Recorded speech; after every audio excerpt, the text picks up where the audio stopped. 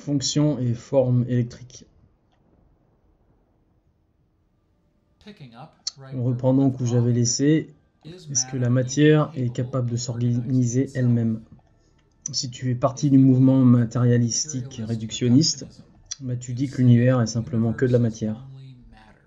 La matière est des forces. Et les forces ne sont pas de la matière. Là, on voit les 4 forces fondamentales de la nature de la science de base. Mais on va voir les inconsistances dans ces théories.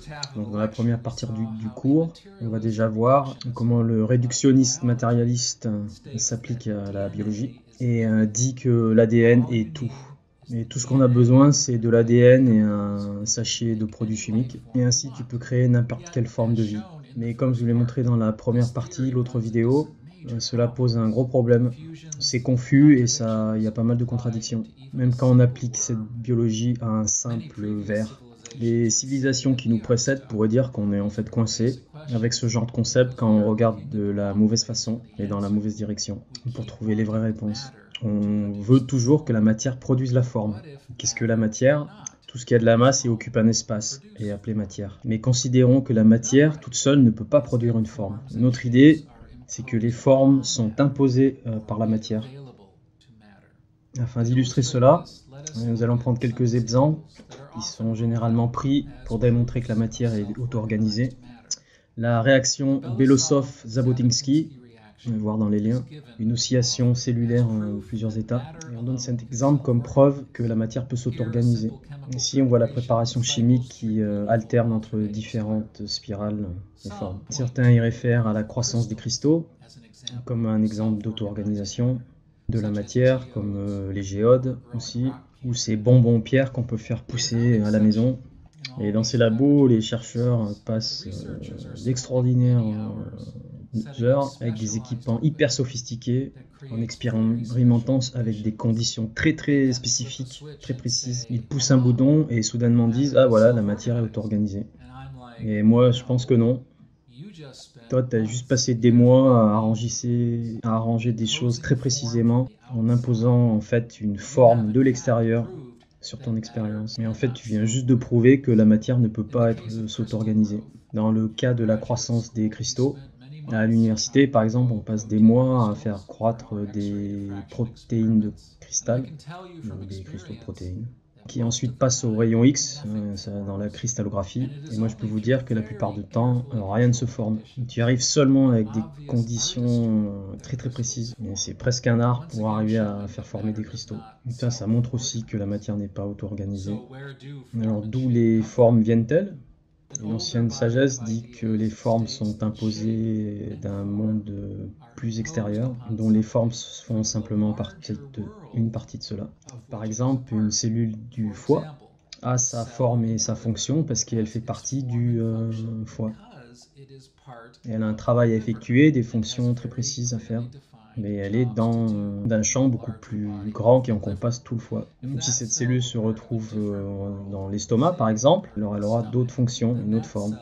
Et chaque organe ont une forme particulière, propre à eux-mêmes, avec des fonctions différentes seulement parce qu'elles-mêmes font partie du corps. Elles ont donc un travail très spécifique qu'elles effectuent tous pour le corps entier. Donc l'idée même de forme même a une signification spécifique pour des choses qui font partie d'un truc beaucoup plus large, ici le corps. C'est la seule façon de voir que tu as bien la bonne forme et qu'il se passe bien la bonne fonction. Quand quelque chose casse cette connexion, alors elle ne peut plus maintenir cette forme propre. Les cellules cancéreuses a cassé sa connexion avec ce corps un peu plus large. Elle n'a pas vraiment de forme et de fonction. Je ne suis pas complètement d'accord. Et la cellule cancéreuse est toujours connectée à la matière, donc le corps. Le sang afflue toujours dedans. Donc il n'y a pas une disconnexion matérielle, de matière. En fait, il y a une déconnexion de but et de fonction, qui entraîne une perte de forme et de fonction. Donc j'ai réalisé que c'était une façon différente de penser comme ça, et j'y ai réfléchi pendant des années, et je trouve toujours que c'est un peu élusif. Ça nous échappe toujours quand on est tellement immergé dans des centaines, enfin des dizaines de siècles d'une pensée totalement différente. Donc on croit que la matière explique tout. Donc ça peut poser problème pour certains, de voir que la forme est différente de la matière. Une forme est quelque chose qui peut être imposé sur la matière ou rendu disponible à cette matière. Mais la forme n'est pas la matière. Et la forme ne vient pas de la matière. Dans les systèmes vivants, il y a des formes propres, hein, c'est pas arbitraire. Un doigt de grenouille doit avoir une certaine forme, hein, pour faire une fonction propre. Et pour faire partie du pied de la grenouille, le même pied qui doit faire partie du corps de la grenouille. Donc une fois qu'on a vu une grenouille normale, eh ben, tu reconnaîtras toujours la grenouille. Mais s'il y a un problème aussi. Donc dans ces cas-là, plutôt de se poser la question de savoir comment l'ADN se déforme et la cause des fonctions et des formes, on devrait se poser la question sur ce qui influe dans l'environnement, qui va faire appel à différentes propriétés de l'ADN. Est-ce qu'on a des preuves que la forme existe sans la matière? Là on voit un effet Kirlian. Donc dans la technique d'imagerie de décharge de la couronne, on place un objet dans un champ électrique qui est de plusieurs kilovolts par centimètre carré. L'objet déforme le champ électrique, ce qui produit ces magnifiques images de l'objet en question. Donc quand tu places une feuille entre les plaques, on voit la structure de la feuille. Donc dans l'image de gauche, on voit la couronne de décharge de la feuille. Ensuite, on coupe le bout. On prend des nouvelles plaques, un nouveau film pour refaire l'expérience, pour qu'il n'y ait pas de contamination d'autres trucs par rapport à l'image d'avant. Et donc on prend l'image d'une nouvelle décharge de couronne. Donc le résultat, comme vous voyez, c'est l'image de droite. On voit toujours la partie qui a été coupée. Dans une étude qui a été faite, 137 feuilles ont été coupées comme cela et photographiées de 14 espèces différentes. Je n'ai pas calculé le nombre, mais au moins 6 des feuilles ont montré l'image du bout de la feuille qui a été coupée. Alors, comment cela se fait? Vu que la matière dans cette partie est manquante, c'est que la forme existe indépendamment de la matière et peut être détectée par les champs électriques et donc le flux d'électrons. Je pense personnellement que le flux électrique est un médiateur de la forme. Je ne pense pas que le champ électrique soit la source de la forme non plus. Mais on pourrait faire des expériences par rapport à cela pour vérifier. Ces résultats peuvent même vous faire penser à un hologramme où chaque section d'un hologramme contient la photo ou la forme entière de tout l'hologramme. On peut facilement expliquer un hologramme par la physique classique. Moi, personnellement, je trouve toujours cela extraordinaire de le voir. C'est dingue quand on y pense que ceci puisse exister.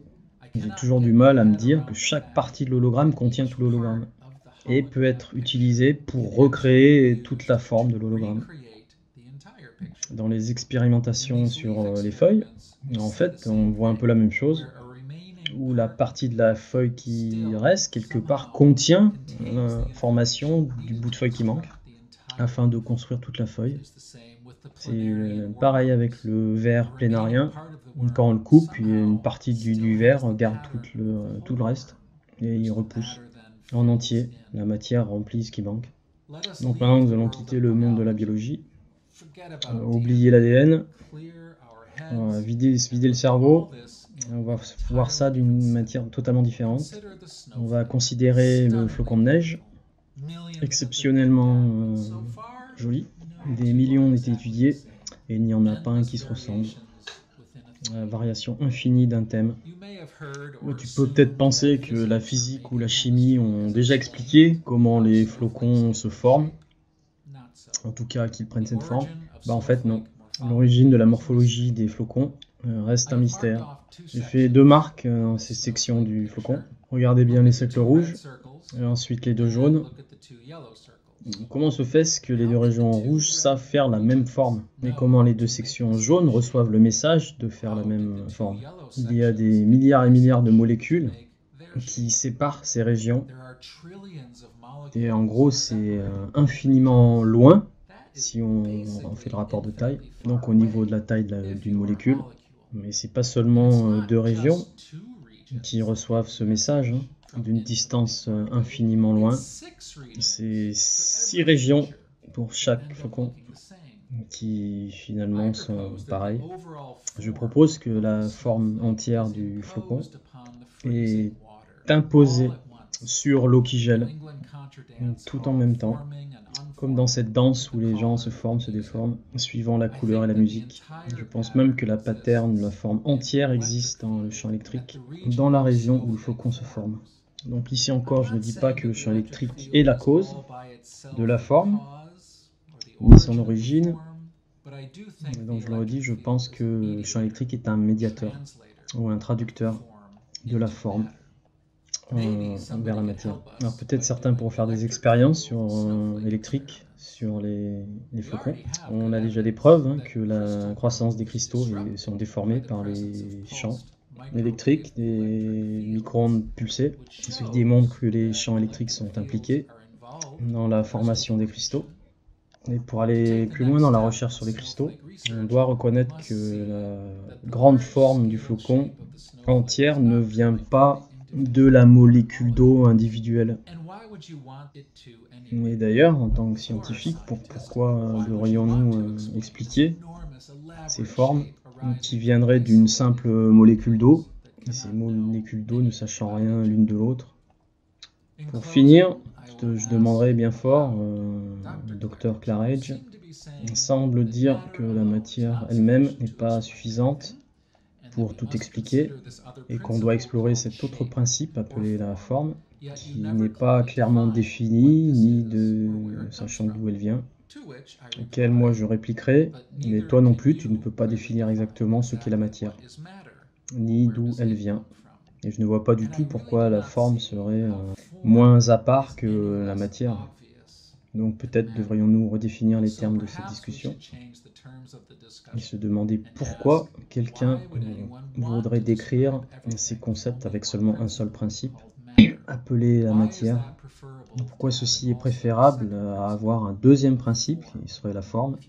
Toi, si tu dis que c'est beaucoup plus simple d'avoir un seul principe, moi je te dirais quoi vraiment? Attends, je viens de passer mon temps à te montrer des expériences qui prouvent le contraire.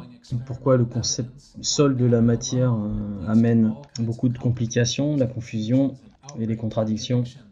J'ai recherché l'origine des formes dans la nature depuis plusieurs décennies et j'ai trouvé qu'aucune de nos sciences n'est bonne pour décrire ou expliquer cela, comment la forme se produit, que ce soit la géologie, la physique, la chimie, la biologie, l'astronomie.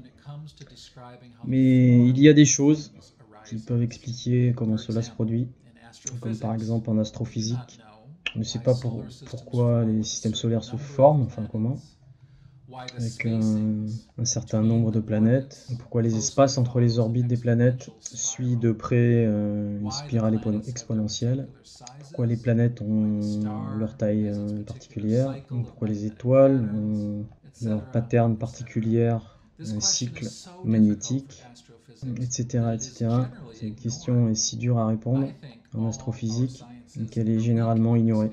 Moi je pense que toutes ces sciences sont très faibles dans cette partie, car on regarde au mauvais endroit pour cette origine des formes. On cherche toujours à considérer que c'est la matière qui s'auto-organise. Moi je pense que c'est un cul-de-sac, et pour sortir de ce cul-de-sac, deux questions pourraient être utiles. La première est pourquoi, toi, personnellement, tu souhaites une vue classique où la matière s'organise elle-même?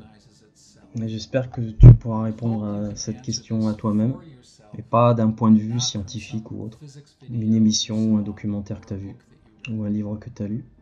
La deuxième question, dans ton expérience personnelle, dans ta vie, quelles fonctions utiles, et procédures, as-tu observé venir spontanément, sans aucun effort? Et entre parenthèses, la respiration.